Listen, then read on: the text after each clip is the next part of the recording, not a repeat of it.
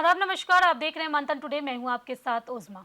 उमर खालिद और शर्जील इमाम को कल जो है सुप्रीम कोर्ट ने जमानत नहीं दी, जिसको लेकर भारत में अब सियासत गर्मा गई है। इसको लेकर आज हम चर्चा करेंगे। चर्चा करने के लिए हमारे साथ हैं हमारे सहयोगी मनोज नारायण सिंह जी। बहुत बहुत स्वागत है सर आपका। नमस्कार। सबसे पहला सवाल मेरा यही रहेगा कि कल जो है उमर खालिद और शर्जील इमाम को जमानत नहीं दी गई, बाकी जो 5 लोग और थे उनको छोड़ दिया गया। इस पर आप क्या कहेंगे? यहाँ पर राम रहीम का नाम सुने हैं ना? बिल्कुल बिल्कुल। राम रहीम हत्या और रेप के मामले में जेल में दोषी करार दे दिए गए हैं। जी जी। आज से लगभग 8 साल पहले जी। और 8 साल में 15 बार पे रोल पे बाहर आए। मतलब कि पे रोल पर साल भर, माने अगर समय अगर पूरा जोड़ दिया जाए तो इस 8 साल में लगभग साल भर जो है वो बाहर रहे हैं, जेल के बाहर रहे हैं। और ऐसा नहीं है, अगर कानून अगर नहीं देती है तो सिस्टम जो है, सरकार जो है व्यवस्था कर देती है उनको निकालने के लिए। दूसरी बात ये, उमर खालिद और जो शर्जील इमाम है, इन दोनों को जमानत नहीं दिया गया। बिल्कुल। पहली बात। दूसरी बात कि 1 साल के लिए रोक लगा दिया गया। अब यहां पर जो कोर्ट का जो आदेश हुआ, सुप्रीम कोर्ट का जो आदेश हुआ है, उसमें देखिए कि क्या क्या तथ्य छिपा हुआ है। इस केस के दरमियान हालांकि बहुत जघन्य ये काम हुआ था। दिल्ली दंगा जो हुआ था, 53 लोगों की जान गई थी, सैकड़ों लोग घायल हुए थे। उसमें 758 या 752 के आसपास में FIR दर्ज हुआ था। बहुत विभत्स जो है घटना कहा जा सकता है। गंभीर घटना थी। गंभीर घटना थी। लेकिन जिस तरह से अभी तक इस दोनों आदमी, दोनों जो लड़का है ना, दोनों लड़का जो है स्कॉलर है, JNU का छात्र है। JNU के छात्र। इस पर जो है माने देश की सियासत जो है गर्म हो गई है। यहां पर सिस्टम क्या है? सिस्टम, ये सबसे बड़ा खामी ये है कि इसी केस के दरमियान अगर देखिएगा तो जो कड़कड़डुमा कोर्ट के जो सेशन ADJ हैं विनोद जी, उन्होंने कमेंट्स किया था कि जो भी जांच रिपोर्ट आ रहे हैं उसे प्रतीत हो रहा है कि कहीं ना कहीं अदालत की आंख में धूल झोंकी जा रही है। इतना काम धीमा है जांच एजेंसी का कि अभी तक जो है जांच पूरी नहीं हुई। 5 साल हो गए, अभी तक जांच पूरी नहीं हुई। और दूसरी बात क्या, ये दोनों का जो है, मान लीजिए कि दोषी है तो सजा दीजिए, लेकिन ट्रायल तो शुरू करिए। अभी तक ट्रायल नहीं चला, अभी ट्रायल नहीं शुरू हुआ है।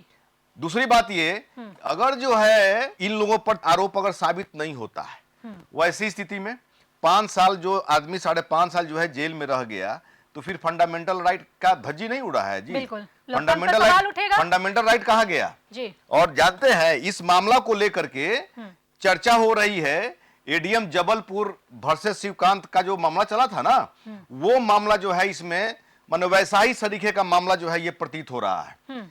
जहां पर अब कोर्ट क्या करेगा? कोर्ट तो घुटना टेक ही देगा ना। आप जब प्रमाण नहीं दीजिएगा, साक्ष्य नहीं दीजिएगा, तो कोर्ट क्या ऑर्डर करेगी? तो साक्ष्य जो प्रमाण है वो कौन देगा? जांच एजेंसी देगी। और जांच एजेंसी किसके तहत काम कर रही है? जो मौजूदा सरकार है उसके तहत जो है काम कर रही है। तो इसमें कहीं ना कहीं जो है सरकार की जो है भूमिका बहुत संदिग्ध है, जांच एजेंसी की भूमिका संदिग्ध है। और ये सबसे बड़ा जो है सवाल यहां पर यह होता है कि अगर इन लोगों को बरी कर दिया गया लास्ट में, तो वैसी स्थिति में जो है परिणाम क्या होगा? जो 5 साल समय जो बर्बाद हुआ, उस समय का भरपाई कौन करेगा?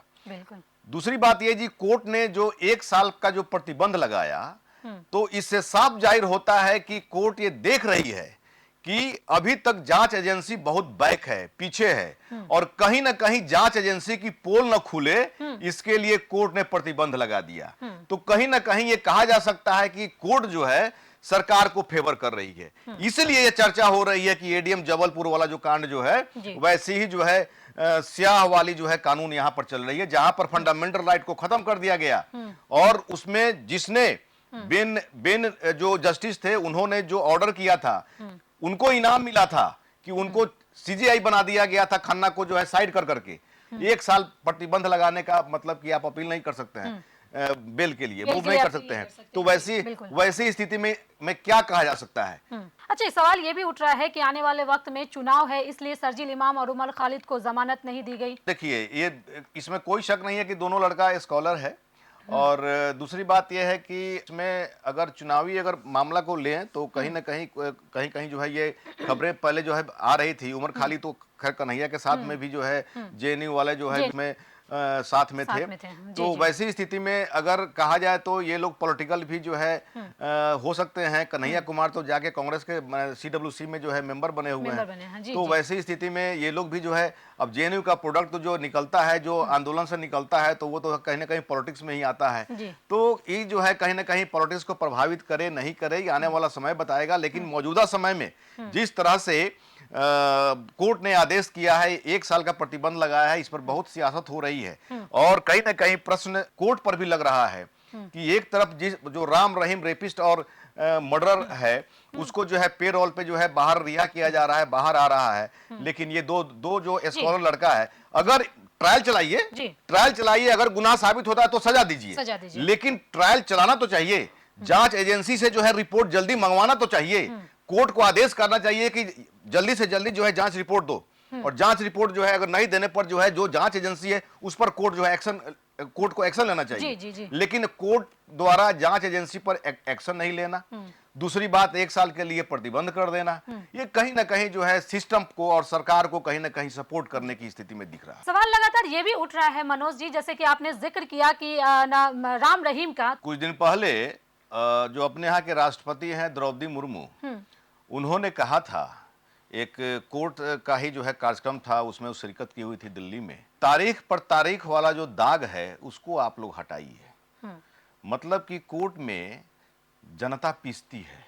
तो पर यहाँ पे तो तारीख भी नहीं हो रही है ना, यहाँ पे तो तारीख दी ही नहीं जा रही है। मैं वही बता रहा हूँ, कोर्ट जो है कानून की जो प्रक्रिया है वो बहुत कॉम्प्लिकेटेड है। दूसरी बात कि कोर्ट में कानून में इतने सुराख हैं कि उसका फायदा जो 420 वाले लोग हैं, 420 वाले लोग हैं, या फिर सियासतदान है, उस सुराग का फायदा उठाते हैं।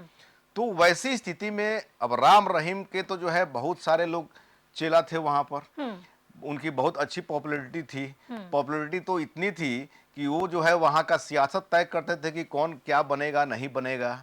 उनके बहुत सारे फॉलोअर रहे हैं। तो वैसी स्थिति में अब उनको अगर बाहर निकालना है तो उनको निकलने के लिए कोर्ट में अगर कानून में अगर नियम नहीं है तो वैसा बहुत सारा ऐसा पॉइंट है जिससे पेरोल पर बाहर निकल सकते हैं।